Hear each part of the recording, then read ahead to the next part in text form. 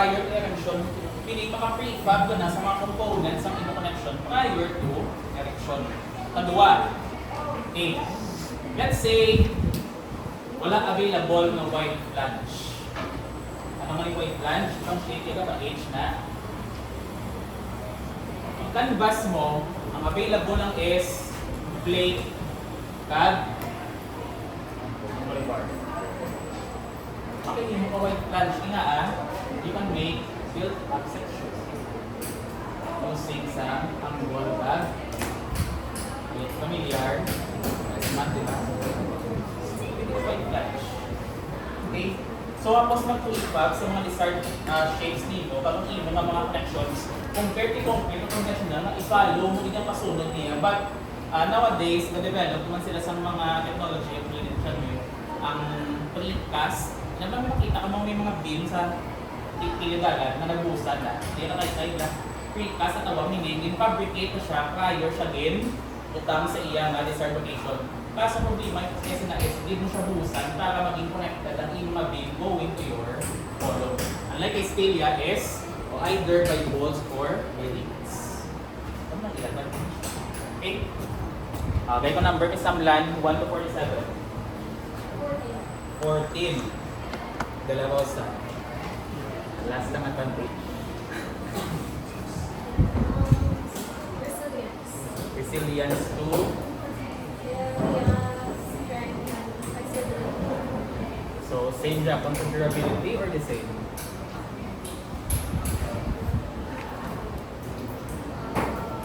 Ano difference sa kay durability? Huh?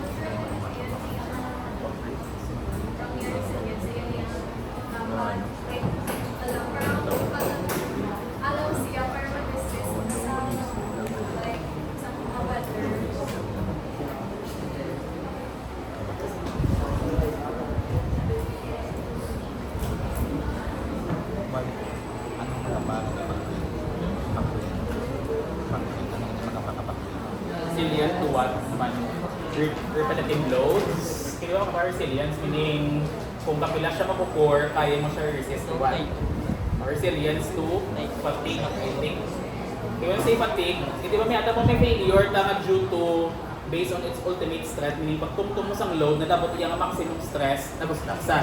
Pag may naman tayo sa failure, due to fatigue, meaning repetitive load, meaning, let's say, galabay sa lakyan or mga truck everyday, repetitive ang load, the experience fatigue ang mga member, after that, ma-fail siya due to fatigue. So, meaning, ang statement is high resilience to fatigue. Okay, kung wala na namin ninyo, bro. Okay, mga resilience, meaning repetitive siya, resilient siya to repetitive loads, which is ang inyong mga moving loads. Okay? So, kita tayo ng mga ibang advantages and disadvantages. First, kita nila number 1, high strength to weight ratio. Okay?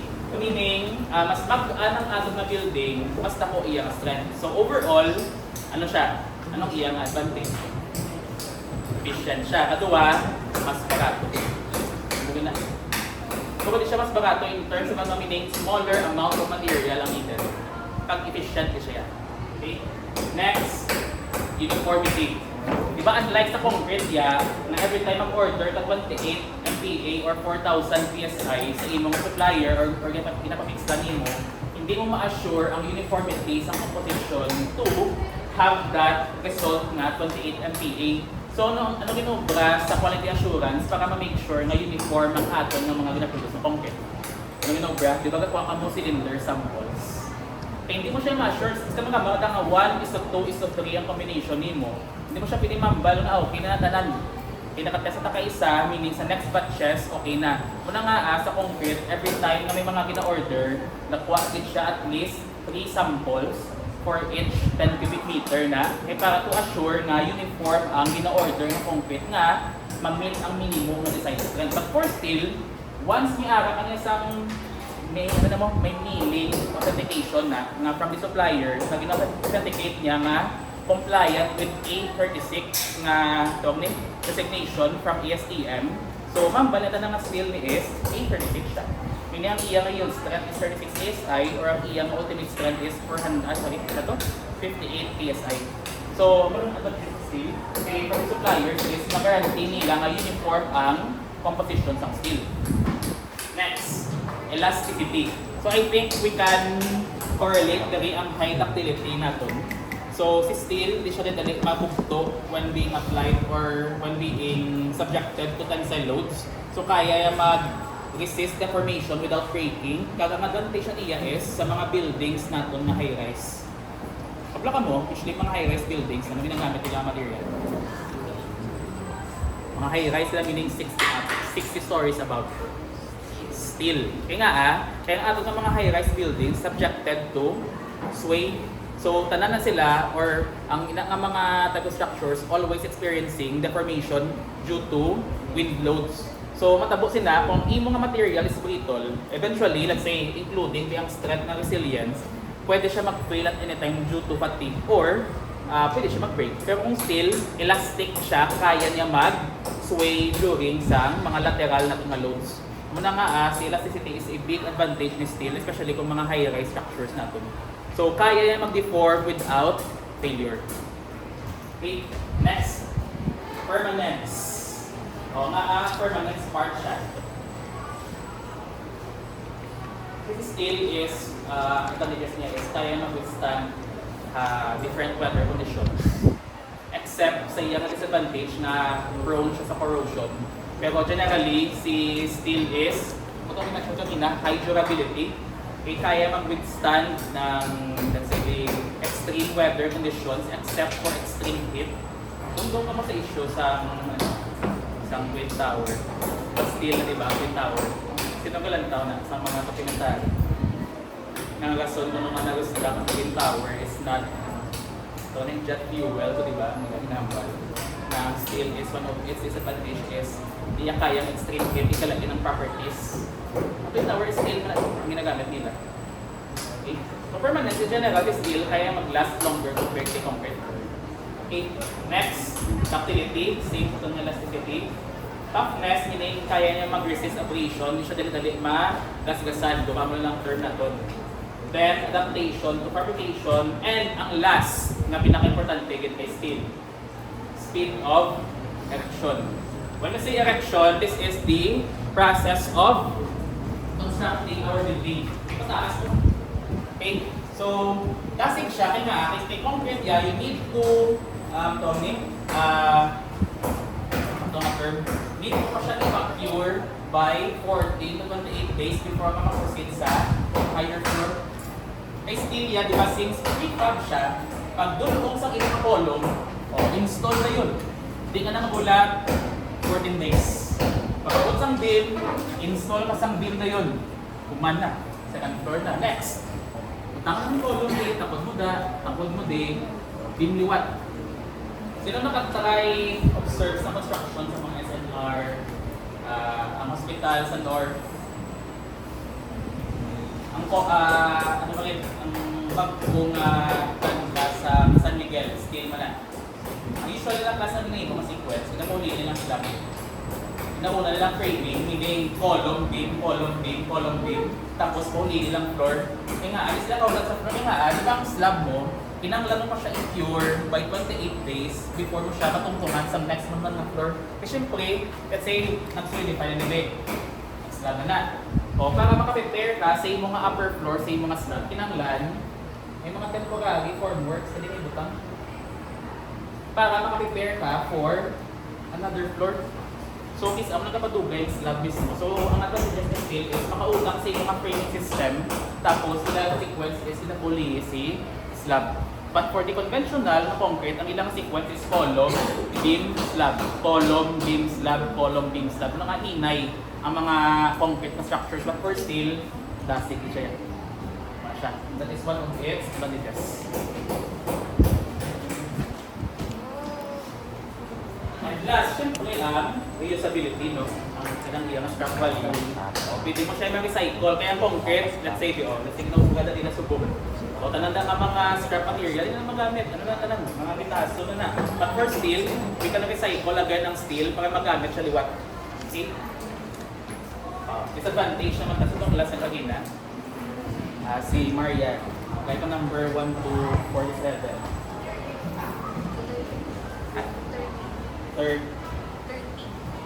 30. Bilog. Disadvantage.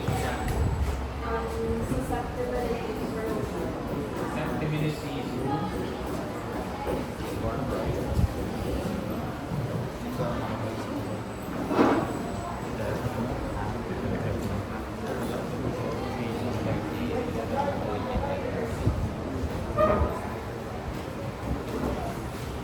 Siyempre, we all know steel is wala sang steel na corrosion resistant. Ang ginagawa ganit para ang steel maging corrosion resistant. Kaya putingan, di ba? Same pa sa mga stainless steel, wala sang pure na stainless steel, but rather may mga coating sila na gamitan sa mga galvanized iron, ng mga coating para protektahan siya. Tapos siya din ginagamit na pala sa ano? Sino nakanotice sa mga training sila ba? Anong usual color ng tinta ng kulay ng tinta? Wala. Anong purpose sila? Wala. Para sa game na mo, or may frame sa sana, anong usually color sa frame ng pinailit? Wala, di ba? Kung sa gray, that is the, rust proofing in general, but that is the coating na galvanized iron or other forms of mga safer na mga chemicals. So, ilan yung drugs, even drastically, sa mga coating para prevent or para hindi siya ma-expose na sa air na nag-cause corrosion. Usually, ang types of air na nag-cause corrosion is ang mga humid na air or may presence ng water. Kung na ang steel, wala kami makita ng column na harap below ground. Anong usual nyo makita kung ang inyong column is made of structural steel? Ang quick ko na. Akong quick. Pinakasalaan sa pagmay, pinastan, kung hindi may exposed to ground, kaya yung ground is may presence sa water. So try to observe stadiums, mga gym, made out of steel classes or bodices. Hindi kami pinastal din na wala sang steel na nilulubong sa dalawang kapita. Kaya that is one of its disadvantage. Hindi siya pwede kang expose sa weather or sa soil na or sa air na nabog sa content. Even mga high-rise structures na nasa pinastal, try to check ang mga hardwares. Kasi yung mga SNR, mga Wilcon, Home Depot, tayo, may mga pedestal na ilang na steel columns. Isa na kami sa box. Yung sa box may steel column na. Ilang pag lang box, steel column na ilang nagamit sa ilang stairs. Try to check, may pedestal na about ng floor. Always siya about sa floor level. Inaa, wala din sa presence ng water doon. Kaya ang disadvantage ni steel na ano siya, na corrosion resistant or hindi siya generally susceptible to be exposed sa water. Si concrete naman niya is high resistance to water. Muna kasi concrete ginagamit for structures below the ground. Including foundation sa mga ato ng mga columns or beams below the ground. Whenever yung makita ng foundation na made out of steel, kasi natin yung steel yung foundation. Wala ka makita na ito na mga steel are all above the ground level. Lalagyan na sa pedestal para prevent ng exposure sa ground na may akas. Okay, Miss Manilong, dahil ko number 1 to 47. 20. Tapos sa 40. 21. Bawal maliban sa next. Isa ba? 1 zone, Dave.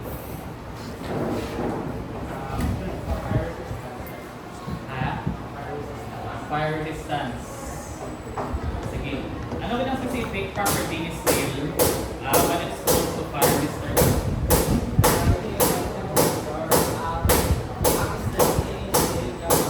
Nagamay siya. Meaning the higher the temperature, ano po ang iya nga strength. Kasi ito din i-mention ko sa incident sa Twin Tower last September 11. Okay, one of the main issues kung mga collapse is due to ang balila due to jet fire, jet fuel na nainitan ko daw ang mga column yun ang buwas ng collapse, but we don't know. Second number, Mr. Gonzon, 1 to 47.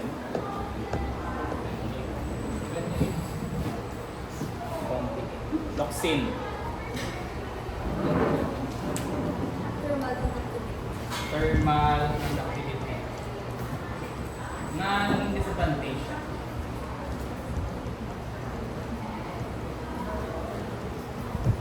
Thermal conductivity.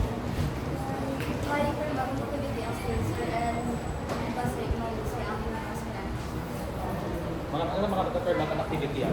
Let's say, exposed sa imo nga, ano na lang, magaluto ka sa kalaha. Tapos, di ba usually may handle na. And di ba kalaha may spin out of iron or steel. Meaning, kasi maglatay ng init, di ba? So, sa building naman, kung expose ang imo nga steel outside, let's say sa weather, so kung init siya, when it comes to thermal conductivity, anong iya na disadvantage? Bali ano siya? Anong iya behavior? Ano siya? Let's say, ano lang, pag-isindi mo, let's say, init, nag-init ang kolong. Ito ko expose sa kwa. Ang matapos doon sa kasura. Ano mga backup activity, di ba? This is the ability of the material to transfer heat, di ba? Okay, ano siya kaya niya mag-transfer sa energy, sa heat from one molecule to another. So meaning, kung nag-init ang column mo due to extreme weather, di ba, init siya. So eventually, ang imo nga mga beams, na-init na then ang imo nga room is na-init man. So when it comes to functionality sa building, need mo i-manage ang temperature control sa building kung ang imo nga structure is made out of steel. Okay? Miss Loxin, dahil ko number 1 to 47. 25. Mr. Haralba.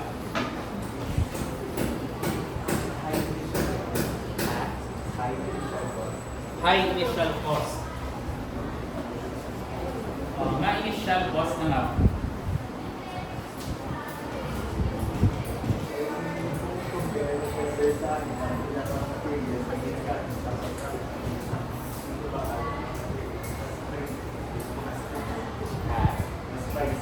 Mas pricey siya nga. Nga mas mahal ang steel. Nga mas mahal ang steel.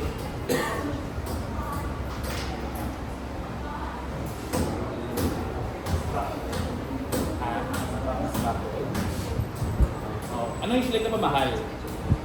Mangkot sa mga, ano din, Mr. Yuban. Ano ang gapa-apekto sa total cost ng project? Anong 3 factors din eh? Machinery, manpower, tatlo. 4 di ba? 4 M's operation, materials, machinery, manpower, and last is ang methodology. Thank you, Mr. Ayuban. So, during construction, okay, hindi na siya purely material ang na-consider natin. Let's say steel ba ito. Pero when it comes to execution, meaning you need skilled workers in terms of manpower. So hindi siya typical lang nga banday or mason ang kinanglan nimo. Kinanglan ang kabalugid mag-weld sa mga structural nga mga steel or mga high-grade steel ang imo nga mga workers. So meaning, kung ano sila, specialized lang workers, mas mahal ila nga daily rate. Padua, ang imo nga methodology. Since, we mentioned to earlier, ang erection siya, meaning ginahakwa siya pababaw. Unlike yung concrete yan, ang pwede ka na ikahawling sa materials mo from the ground floor to second floor sa imo nga mga plywood. But for steel, anong need mo? Alang ang tao, ang hakwat. Diba hindi man? So anong need mo? You need large machineries such as cranes, mobile cranes, okay, tower cranes, para pasaka mong imo nga mga materials. So meaning, sa aspect pa lang sa manpower, methodology, and machineries, mahal na siya. You need skilled workers, meaning specialized. Kadua, you need equipments. And last, ang imo nga methodology is mahal. Muna nga, one of the disadvantages still is mahal lang iya nga cost in general. Unlike yung concrete yan, ang imo nga mga plywood, imo nga mga materials, ang raw materials mo is easily accessible. Ang imo yung mga steel is hindi siya tanan accessible. So meaning, let's say, na pag-design mo, pagdumdum mo sa strato materials, gapili ka mo sa most economical section. O let's say, mo nang pinakagamay. Paglantaw mo sa Bacolod Steel, wala sang available na amo nga size. So ano need mo, bro? Ma-order ka either Cebu, Manila, or worse, China. So mas mahal ang imo nga delivery of material or ang inambal ng initial cost. Kaya ang imo nga mga freight charges, hindi siya locally available. Compared to concrete, nga i-advantage is ang imo nga mga raw materials is ano siya, easily accessible. Ano na siya ano. So, makabakal kaya bato, balas, simento, ang tubig sa cebola. So, makamix lang kaya. But for steel, i-order mo siya. Even ang imo nga mga types of welds, ka mga bolts nila nga high strength. Okay? Last na nga disadvantage.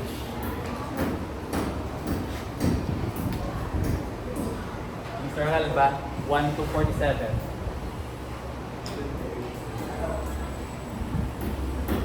Top 23? 28 tapos na. 29. Mr. Mabugat. Susceptibility to buckling, sir. Susceptibility to buckling.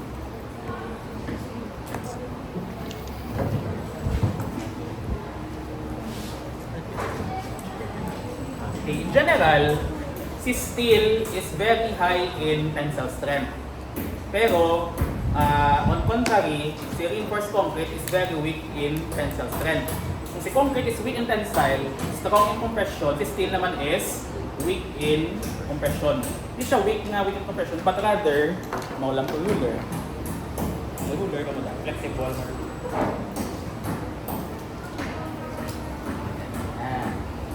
Okay, eventually, ang concept sa compressive stress is may maximum amount of stress ka, tapos madunot ang material.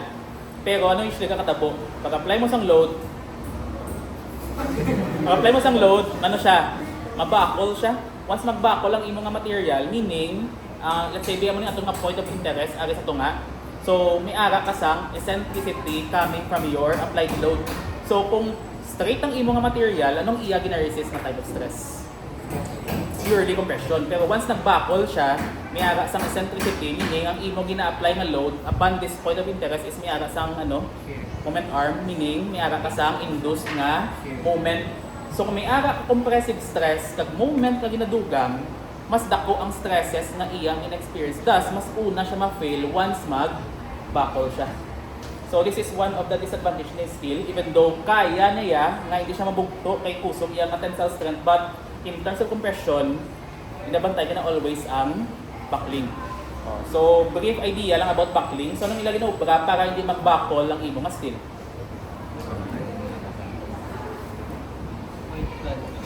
Let's say, palipoton mo na eh. Palipoton ko. With the same amount of force Di ba gina-same sa amount of force? Palipoton ko. Magbakol hindi? Hindi.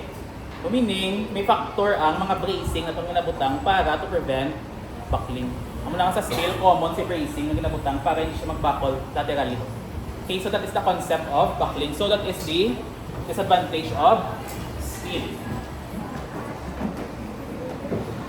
Okay, first, corrosion, fireproofing, susceptibility to buckling, and fatigue. Okay, kung like steel, okay, once maka-experience inelastic ng deformation, maging permanent ang aton ng